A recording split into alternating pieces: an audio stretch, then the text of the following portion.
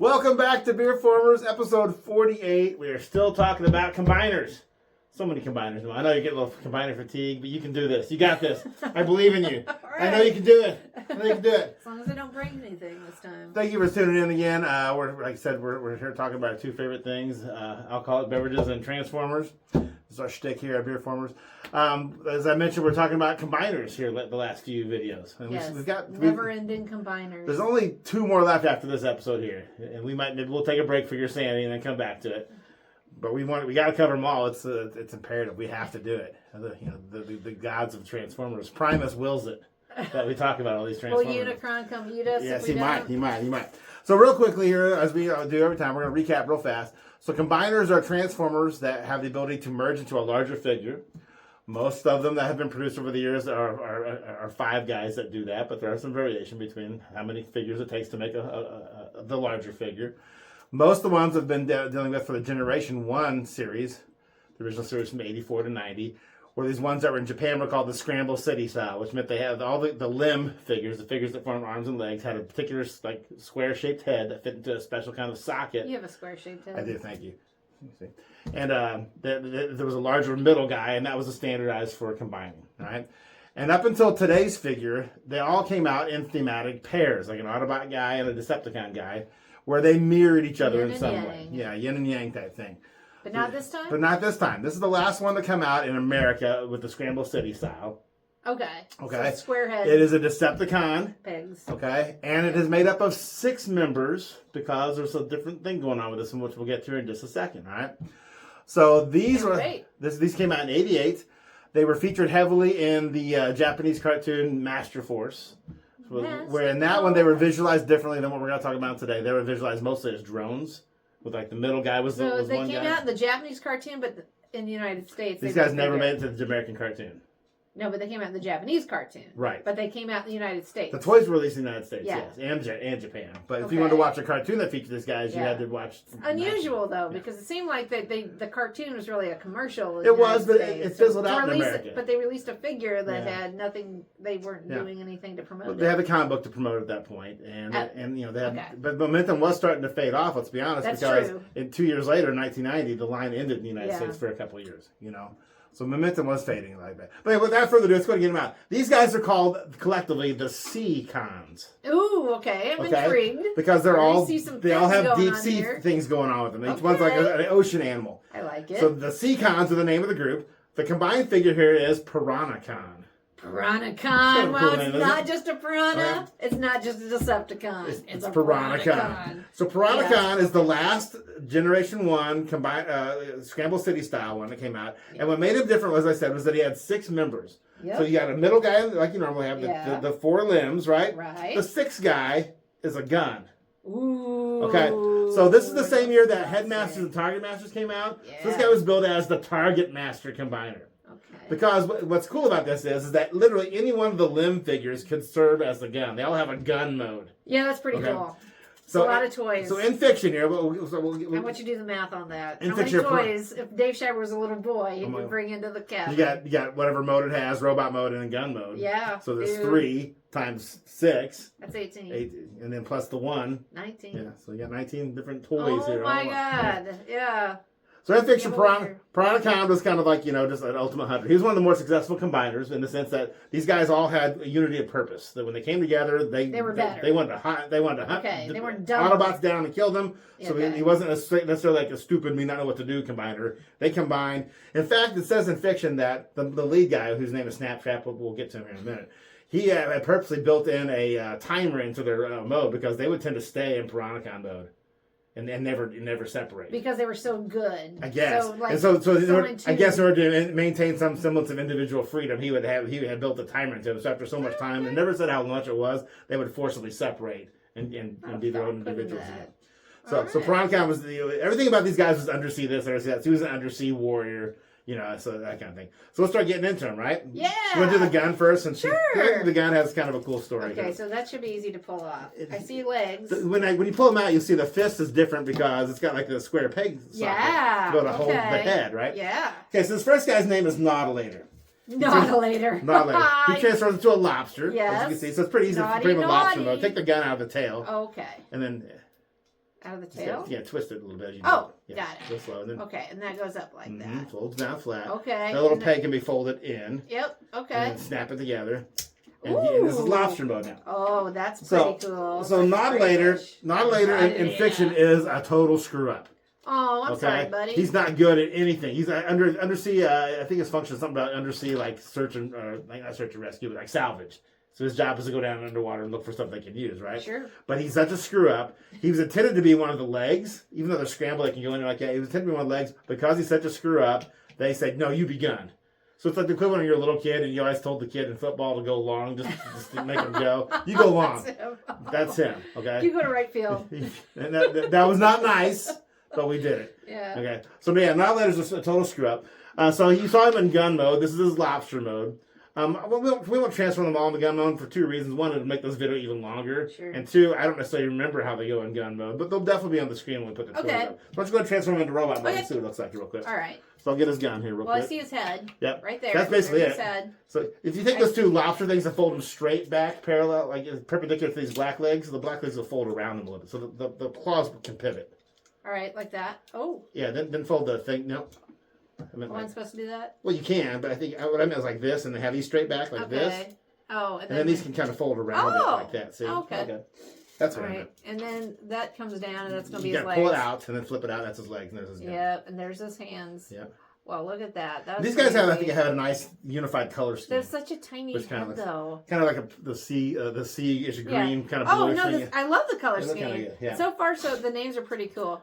But their heads are so tiny. That's to make the socket system work, to make that work. So Nod later. He's the only one I owned as a kid. Nod later. It was getting that part, and these came out when, I want to show my age a little bit. These came out when I just started junior high. Yep, so exactly. I'm right in that cusp of getting out of toys, right? Yeah. So I wasn't like, sometimes I'll go to a store and go, oh yeah, that's cool, I'll grab them. But then I wouldn't necessarily go to a store again for a while. I hate to break this to you, but they came out in '88. You were starting high school. Yeah. But by the time these guys come out, absolutely. So it's even less cool to buy a toy, right? Yeah. So I got one of these guys, and then I just didn't buy any more. You know. No, that makes sense. Yeah. You had to wait till you were grown up to get back into. So because Dollar can't be trusted to be anything other than the gun, he's actually not super effective as a gun, which is why Piranacon still has a regular gun. You really are a screw up, you poor guy. Yeah. Man, that's even worse. Piranacon has a regular gun, which is basically you be gun, but not real gun. You go long. So anyway, so what do you want to do next? I'm gonna take him on a snipe hunt. Let's just do an arm. Which arm do you want to do? Let's go ahead and do this one closest to me. Boom. Okay. This character's name is Sea Wing. Okay. He turns into a manta ray. Oh, okay. So I like Piranacon's sword too, because it's a sword, but it's also kind of a trident. Yeah. That's kind of cool, isn't it? That's kind of neat. Sea Wing. So Sea Wing. So I'm turning this into its first thing is its rope. Yeah, you probably just go to his creature mode for. So you want to take the fist out. Oh yeah. You want to defist him, Noel. So is it like deveining? Yes, like deveining. Yep. Okay. All right. I see this. Something looks like this has to come out. Those will, I think. Yeah, I know they spin around to become the face. See the eyes built into the side of the creature's creature mode. Then you should be able to fold the wings down properly. Something ain't going right here. Need help? Well. So I'll show you one. Spin. You spin it.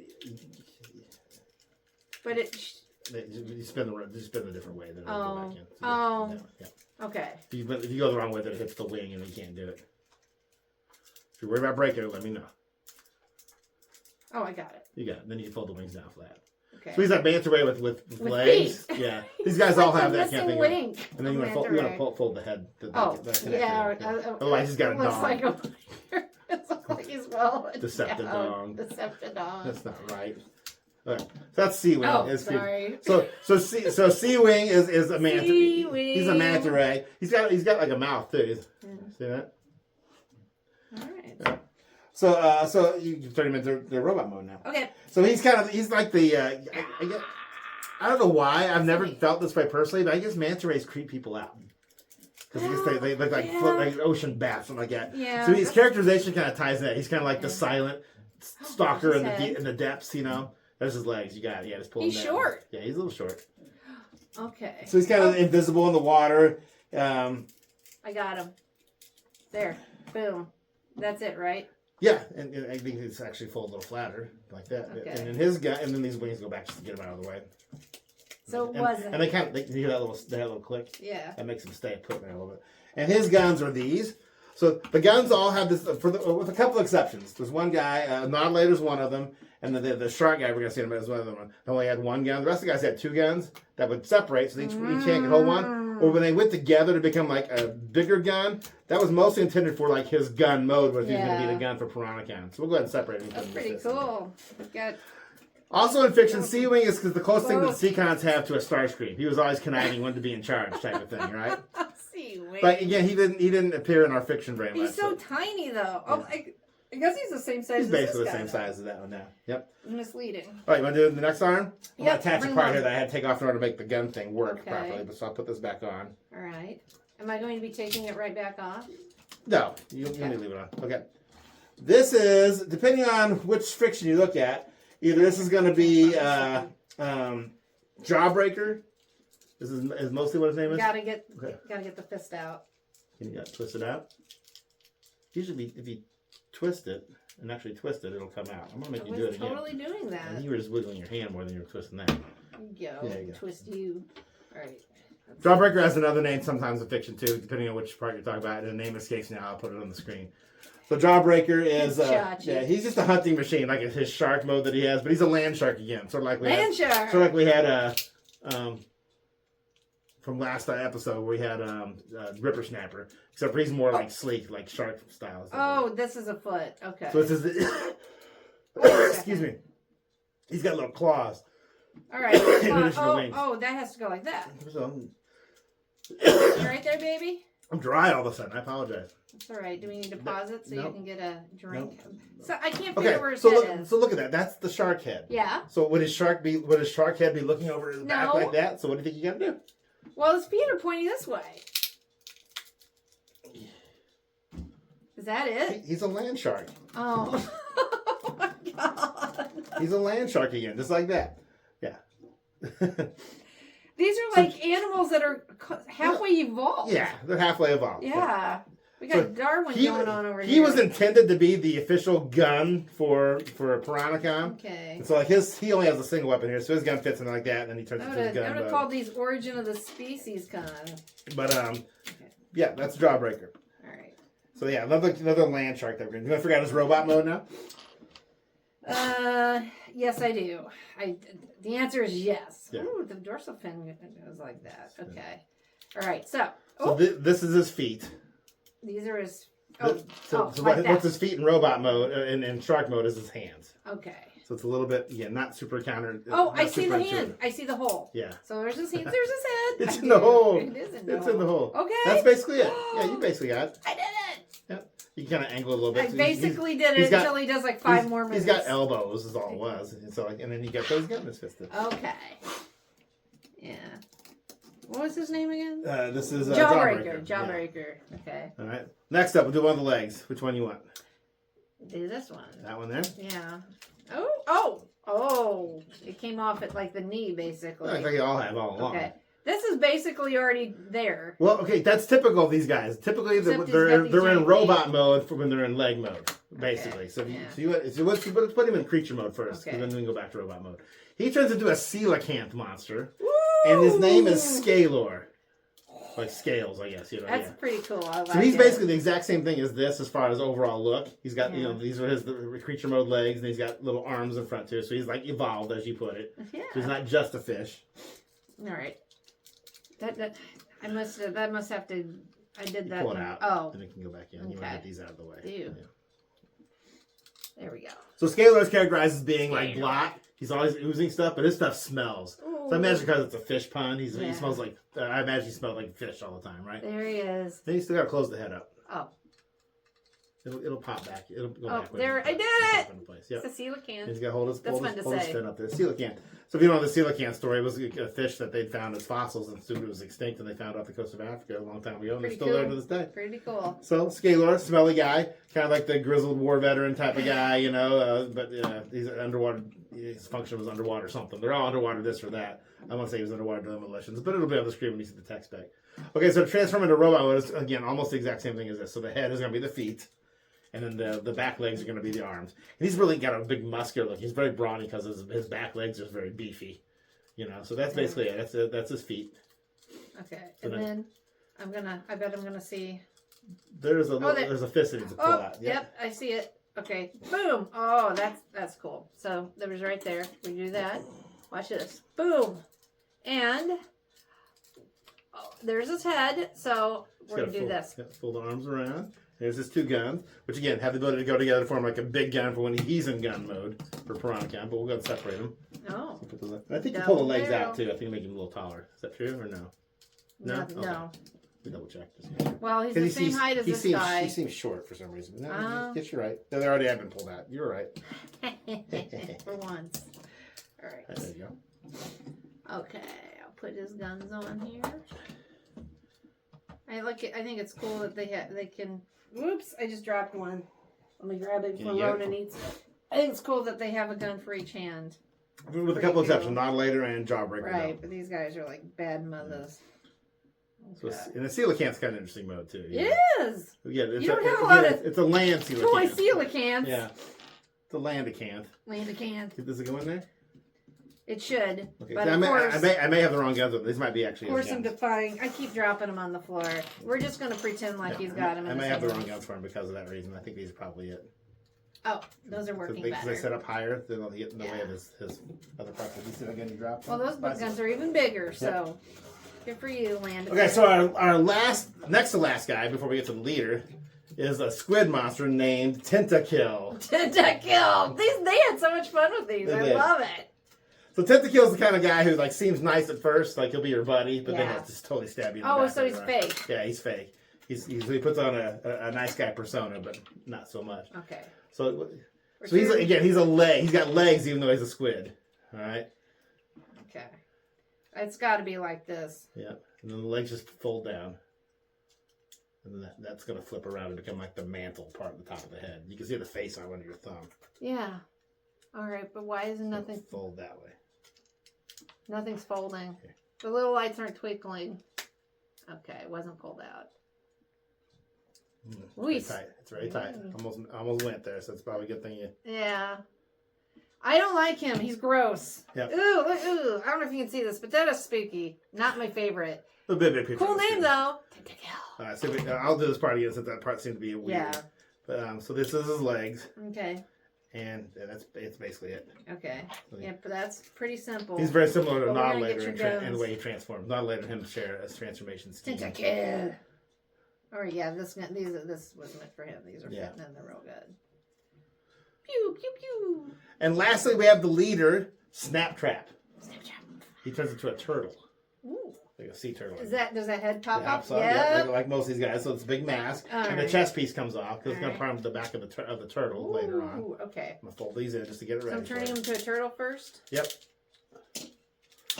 What are these things? Ooh! Ooh! I just noticed something. You can make those things go back and forth with this. It'll show off better when he's in turtle mode. So you can show it off. All right. I love stuff like that. These look like they should be doing something. Oh, those are hands. Those are his fists for the rowboats. Yeah, there's his toes for turtle boats. That's correct. Okay. The hardest part for you is probably to figure out what to do with the legs. Yeah, and you basically got it. Oh, I know what they're going to do. They're going to fold up. Yep, look at that. Good job, Noah. I feel like the smartest woman alive. There we go. Got it. Then we get there. Then you can fit, so there's that black hinge on the rear legs. Yeah. Yeah. That allow you to fold that down the sideways like that. Yeah. You got it. Yeah. All right, that was pretty cool. Yeah. And then that was fun. This will go on the back to fill out the turtle mode. Fill out the shell. Okay, well let me get his leg down. And there's his head. Okay, and then like this. Yeah. You should just snap on there. Yep. And then there's a lever here on the back. If you do that, the gun's pom pom will go back and forth. Boom, boom, boom, boom. Except that it's stuck now. It's a little old and slow. Yeah. Here, I'll do it. Oh yeah. Pew, pew, it was much faster as a child. Yeah, that's fun. I would have been doing that all day. Pew, pew, pew, so Snaptrap, typical of your middle. Oh, you forgot the turtle head though. He's just got a regular head. Oh, I thought that was. Why does robot head look like a turtle? I don't know. Man. Because turtles have tiny little heads. Okay, there we go. There's a How's turtle. that? He's turtle head, man. He's got an open mouth. All I know is I tried to save a turtle once and it peed on me. That's what you get for helping sometimes. Yeah. So this one, he's the typical leader guy where he's like a little gregarious and like everybody kind of just do my. Over these Decepticons, it's a little more like you guys fall in the line and do what I say. So that's probably one reason why Sea Wing's always trying to find a way to overthrow him, I guess. But how that would work if he's like the middle guy for the combiner, who knows? But I like on his file card it says it gives him a nickname. He was the butcher of what was it? The butcher of the bogs. Ooh. For some sort of battle. That Somebody took place was having a ball. Yeah. Butcher of the bogs, Snapchat. This is great. And then he's an unstoppable killing machine. Yeah. So in the Japanese version of the cartoon, this was the only sentient transformer. These guys never transformed into robot mode in the cartoon. And they were just legions of drones. So there'd be like 30 of these guys and 30 of those guys. Oh, really? And they would just get blown up left and right. And then Snaptrap, or I think his name was Turtler in Japan. We're just basically like, pick one of each of them and say, merge with me to form. Yeah, I know. Yeah. And his name in Japan wasn't Piranacon, it was God Neptune. Yeah. Okay. So again, throwing the word God in there, which is a little sacrilegious to American ears. That's one reason why they probably changed that name. Sure, but it just means grand, right? Yeah, in it just sounded cool. Japanese, yeah. So let's put him in robot mode. So we'll get that off. You don't need this part. I already had his head out, so there we go. This will become a shield that will sit on his shoulder. All right, let's see if I'm as smart this time. What did I do You may last not time? be a smart woman, but you know how to transform. And I did last time, so that went like that, and I did something. You pivoted it up, out and about. Set that black thing's a hinge again. Remember? Yeah. Yeah, there you go. Just gotta get it behind him and out of the way. Okay. Then I remember these legs came out. Yep. And there's a foot. Little thing on the back just to help stabilize him because you got a little extra back weight back there. Yep. Okay. That's it for the feet.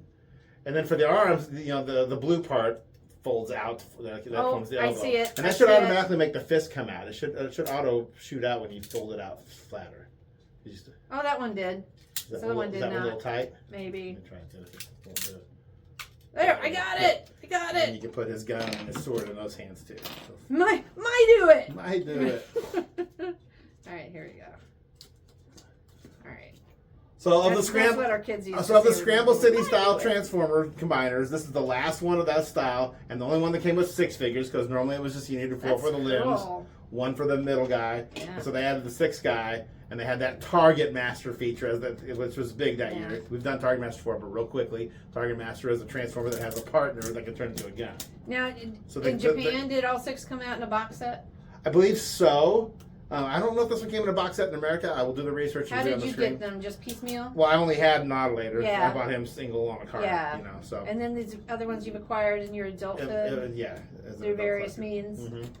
Yep. Probably. They're all in very good shape. They're pretty good shape. Yeah. Most of these guys have their stickers and stuff too. So I think. No, their stickers look. That one's coming off a little bit. They look really good. So these guys have also gotten love in recent years. In the '90s, there was a Japanese version of Beast Wars called Beast Wars Second.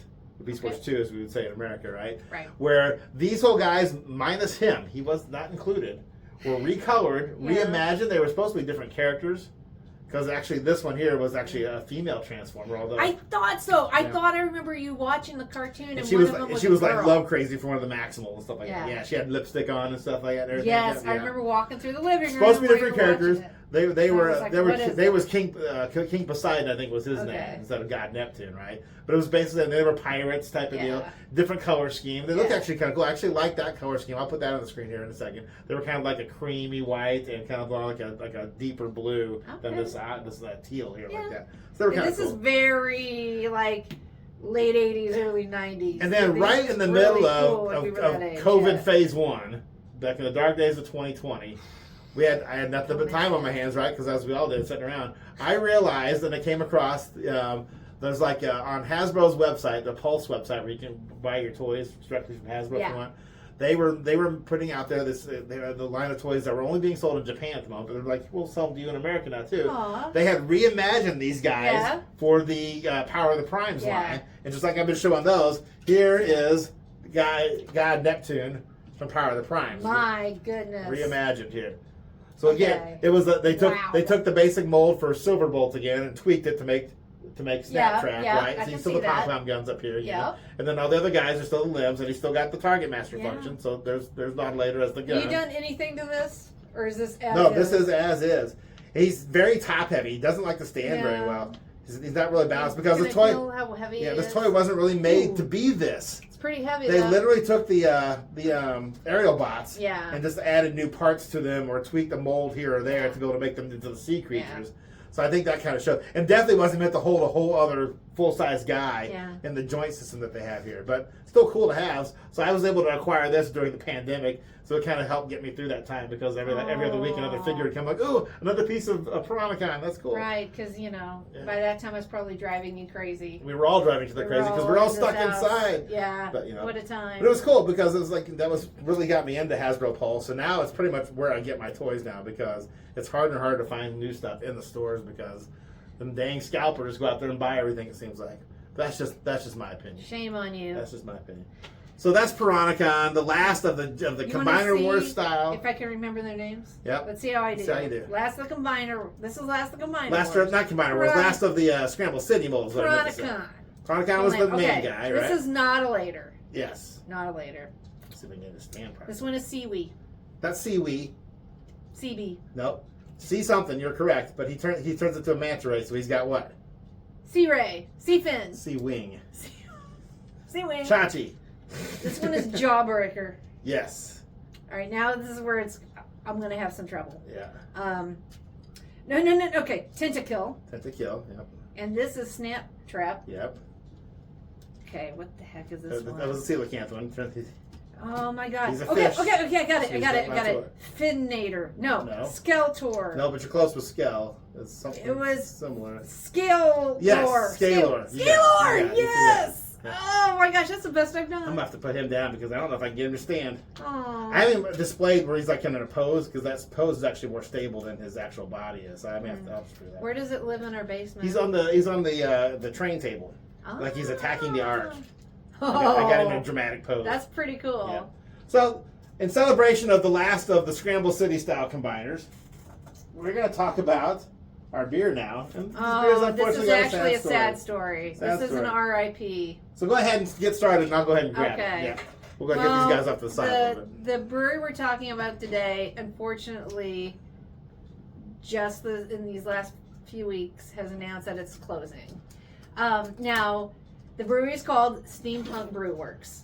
So this is going to be less about go out and enjoy it and more of a celebrating that it was. Existence, yeah.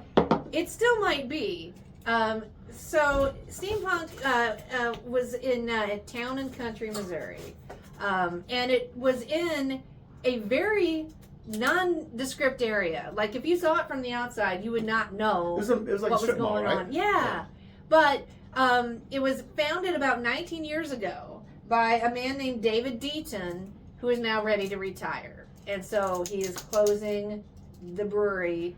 I think that he would love to sell it to Beer Angel, who'd like to keep it going. But as for now, he's ready to enjoy his retirement. So they are closing the doors of Steampunk. So it's possible, if we're correct on that one, if you're looking into buying or getting in on a microbrewery, go for it. That's not going to be us. But here's the deal. 19 years ago, David took over a home brewing equipment and supplies business, and he turned that space into Steampunk Brew Works. They added a couple of tanks and a tap room. Okay. And based on the name, you can probably imagine what the decor was like. It was one of the neatest little spaces. When you go inside, it was like you were going in another world. And very comfortable. I mean, they had food you could buy there. Animals were welcome. It was a great space. A little area for a small band to play. Yes. The way things stand now, they think they have just enough beer for one more big party. It sounds like they're going to do a goodbye party in the month of November 2025, depending on when you hear this. So the goodbye party will be to celebrate David's birthday. But one of the things he's proud of is that he says in his goodbye message that they've had at least 50 families who have come through and have had jobs and been supported by working at Steampunk.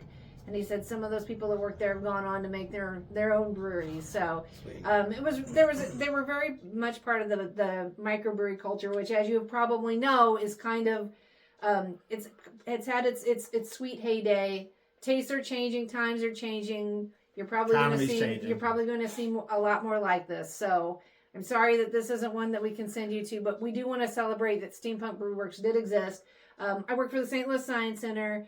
They did a couple of great collaborations with us. We've had them come out to events where they would show people the science of brewing. Mm-hmm. You know, some of the things, some of the ways, some of the older equipment that you can use to kind of measure the level of alcohol to find out if your brew is ready. Absolutely. Stuff, yeah. They did great cask strength beers, and the cask would be right there in the tap room, and they would let you take a look at the things that were going on inside it. It was really cool and very. They still had beer making stuff there for sale when we went. They did, but it was all closing down. Yeah, there's wine. But it's sad. They canned their beer too. They had one they were doing for us that they called a planetary pilsner. It wasn't official, but it was kind of fun to be able to have that over at the Science Center. But they were a great partner. They were very, much about being part of the community. So we're very sad to see them go. We're glad we got to go over there and have some of their beers. The day we were there, that we went over there, we tried pretty much, I think, everything they had on tap. The thing that I've appreciated about these beers is that each one I tried, the flavor is improved to me. As like I take that first sip and it was initially, oh, that's a little odd. Then I sip it more and I sip it more, and I grow to love it. I enjoyed every one of the 5 beers I tried. What were the 5 beers you had again? Do you remember what we still got? I had one that was called London Calling. Smashing London. I see on the wall in the background there. Smashing London. I call it London Calling. London Calling. Okay. And it was a bitter. Okay. I call it extra special. You had the Show Me Kentucky with Kentucky Common, right? Yep. Okay. I had their Fest beer, which is Das Fest beer. Which is a type of Oktoberfest. Mr. Brownstone. It was a brown ale. Okay. What am I forgetting? 1, 2, 3. I had the steam beer. The steam which beer. Is, I think, your steam out of. Oh, steam beer, 9K. Yeah. Okay. And they were all wonderful. And then he gave us a sample of the Black Forest Jam, which was good. Oh, it's great. It was a German ale with blackberry. And my first one I had purple, was. But didn't taste purple, which, if you watch the show a lot, you know that's a thing with me. Yeah. And I had the Vulcan's Hammer, which you see in the background, which is a Belgian strong. Right That was up his alley. So it was a dark Belgian beer. So it was like hit my 2 favorite things right off the bat. I know. And then I'm having now the Recombobulate, which is a Brett beer, which I've never had before. Which is cherry, guava, and lactose. So it's kind of a sour, but not, because something happens that kind of takes the sour off. The most interesting part of it. He said there's some sort of bacteria or something like that eats the kind of the lactose and kind of takes it down. The aftertaste is like Captain Crunch. Yeah, it's kind of got a malty kind of cereal kind of flavor to it. Exactly, yeah. So that's what we had here at Steampunk. So there might have been one. They had something called Smashing London, which was a bitter. It was the English bitter, and it was outstanding. Show Me Kentucky was a Kentucky Common steam beer, which is what you would think. They had that Recombuste. It was the Brett beer that had sour cherry in it. You had that. Was it recombustible? Yeah, okay. Something like that. Yeah. Recombustulate. Vulcan's Hammer. Oh, that was a good Belgian, yeah. Black Forest Jam, which was that German ale with the blackberries in it, and you like that too. Yeah. Das Fest beer, which was a Czech style, and their Mishmash, which was a brown ale. We tried them all. They had a Czech beer that we tried too. That was like I think they had a cider, which we didn't try. We didn't try the cider, but.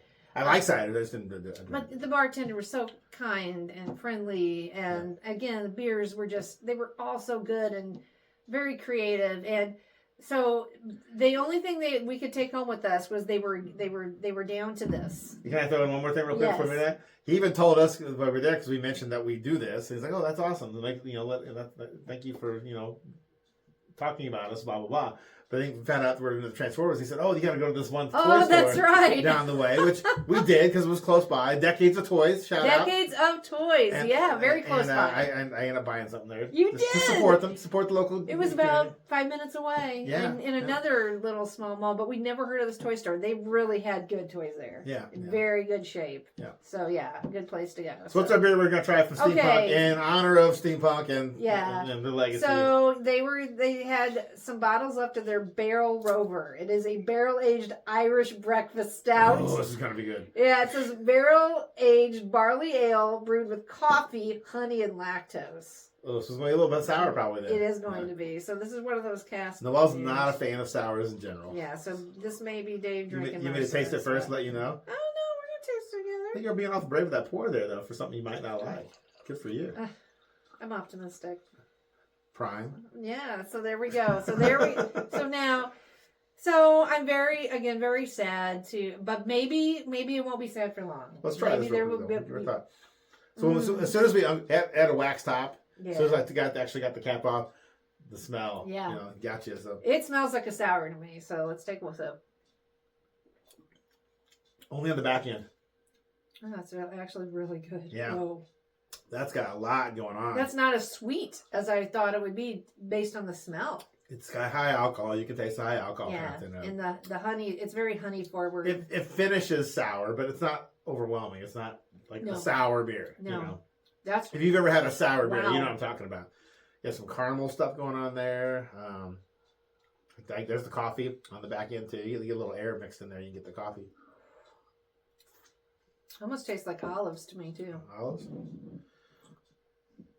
That's pretty good. It's 10% alcohol, so it's not horrible. No, I've seen some 13, 14% alcohol. Dave, that is fantastic. This makes me even sadder. Because there's such great things going on in craft beer, but it is what it is. That's the way the world But they made works, it for 25 years. They started in, you said 20, 19. They've done it for 19 years. They did it for 20 years almost. That's pretty cool. But we were glad to be able to be part of it. So if you live in the St. Louis area and you know about Steampunk, if you haven't heard that they're closing, sorry to be the bearer of bad news, but if you can get out there and help them celebrate their last few days, do it. And if you're in the market of getting in on a brewery and you want to take them over, do so. Let me just also just give a shout out to all of the craft breweries that are out there. If you enjoy having a nice little taste on a Saturday or Sunday afternoon, Friday evening, find a craft brewery that you like and go to it today. Let's support our local economy and these artists, because this is artistry. When you taste beers like this, there is so much going on in it. Oh, this is so good. And it's true of most alcohol. The more you drink it, the more you like it. But so good. So Dave, let's give a toast. Here's the Steampunk. Steampunk. And to microbreweries in general. And to Piranacon. And to Piranacon. Both versions, like I said, I wish I could put the big one out here, but he's as a retro. We call this a retrofit. They've done this several times. Where they take existing toys and they tweak a few pieces on them. Sometimes it works out really well for their overall stability, and sometimes it doesn't. And although new Piranacon looks really cool, his big downfall is that he's just very hard to stand. Yeah. But it's still a cool figure to acquire, especially during the pandemic. Because I think over the course of those several months when we were all in lockdown, one would come like every other week. Hey, whatever we need, we had to find ways to find joy in a very weird time. So that makes me happy that made you happy. Real quick, which one of these is your favorite one? My favorite is one I owned as a kid, not later. Even though in fiction he's a screw up. I lobsters are kind of cool in general too. Do you think he has the best name? Of all 6 of them? Modulators. I'm going to say Tentakill Tentacle's is very pretty good. But that's okay, because I'm really proud. Ooh, this just came back to me. I did own this guy as a kid, too. I had 2 Seacons. I forgot I had... What happened to it? I think these might be mine. Okay, so you didn't have to get a name. Because I remember him more in my mind, but I think I did have a Scalor, too. Scalor. But anyway, so that was awesome. A fun trip down memory lane of a brewery that we really liked. Unfortunately, but things happen. Yeah. There's probably some of the other videos we've done in the past that might not even exist anymore because it's a hard business to get into. Like restaurants, that's a hard thing to do. So, as Noelle said, if you can get out and support any of your local breweries, do so. If you don't like beer, give some money for someone else to go buy. They're also brewing cider and seltzers now too. So, and some of them have great food. So yeah. Which if you just want to go have support them by eating some of their really delicious original. Or if you can't drink, because some people can't drink, right? Go get their food, or like I said, go support them in other ways, Yeah. So awesome. So as we get ready to wind things down, as we like to say here at the end, if you'd like to know more about the Seacons, go to tfwiki.net. Go to the basics on here on YouTube with Chris McFeely. He's got one on these guys for sure too, including all their iterations over the years, whether it's the Seacon Pirates from Beast Wars Second, you name it. The one with the chick with the lipstick. Yeah. Her name was Scylla. Or Skula, as they said in the Japanese cartoon, but based off that mythological, like the mythological creature from the Odyssey. Oh, Scylla and Charybdis. Okay. Remember that? Okay. Anyway, we're getting off That's topic. deep. We're getting off topic. But if you'd like to know about these, those are a couple of places I recommend. tfwiki.net or the basics on for these guys. If you'd like to know anything about a specific transformer that we haven't done, drop us a note. We'll be happy to put it in the rotation. Yeah, and if there is a beer or spirit that you'd like us to try that we haven't done yet on the show, just put it right down there. We are always open to ideas. And thank you for all our subscribers. We're still slowly rising up in the ranks, so we appreciate it. But make sure you hit all those buttons and, you know, all you hit like, subscribe, you name it, all that stuff. Keep us going. Share us as often as you can. But as we get ready to sign off here, as we are always say, please play responsibly. Good job, Joe. You did a great one. I played responsibly. And drink responsibly. Thanks for checking us out here on BeerFormers. Cheers to Steampunk.